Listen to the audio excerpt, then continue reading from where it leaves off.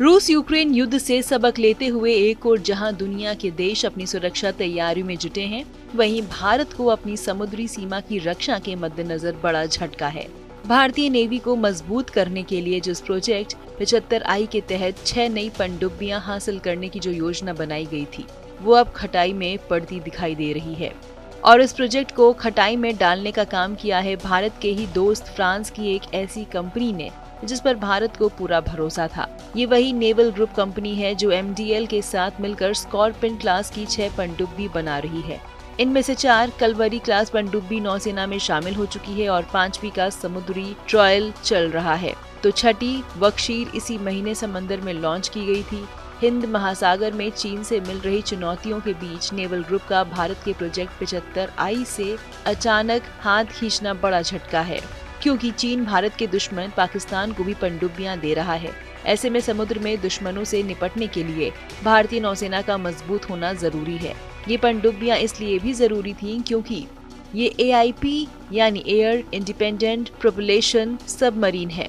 इन्हें diesel electric submarine की तरह बार बार समंदर से बाहर निकलने की जरूरत नहीं होगी, यानी एक तरह से ये स्टेल्थ सबमरीन है। आइए अब आपको बताते हैं कि आखिर फ्रांस के नेवल ग्रुप ने क्यों प्रोजेक्ट हाथ खींचा।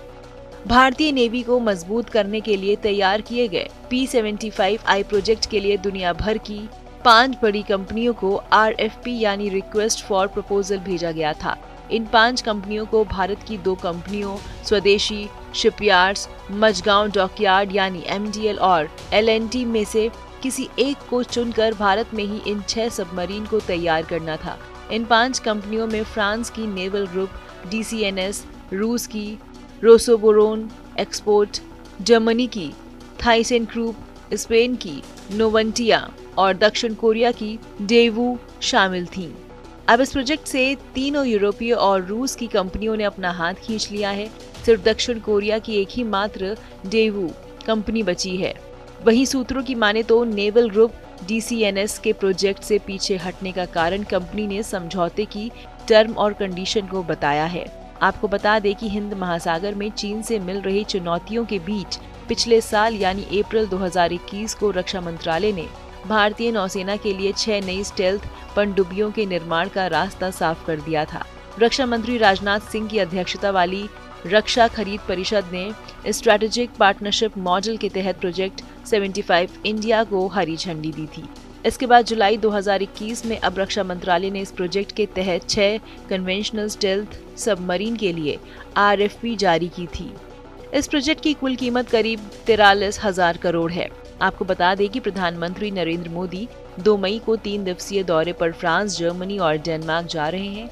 ऐसे में फ्रांस की कंपनी का अचानक प्रोजेक्ट से पीछे हटने से PM मोदी के दौरे पर क्या असर होगा, इस पर तो फिलहाल कुछ नहीं कहा जा सकता है। लेकिन इस फैसले ने भारतीय नेवी के लिए जरूर चिंता पैदा कर दी है, क्योंकि उसे पनडुब्बियों के लिए अभी और इंतजार करना होगा। इस वीडियो पर क्या है आपकी राय, कमेंट सेक्शन में जरूर बताएं। देश विदेश की तमाम बड़ी खबरों से जुड़े रहने के लिए आप सब्सक्राइब करें हमारा YouTube चैनल TV9 डिजिटल।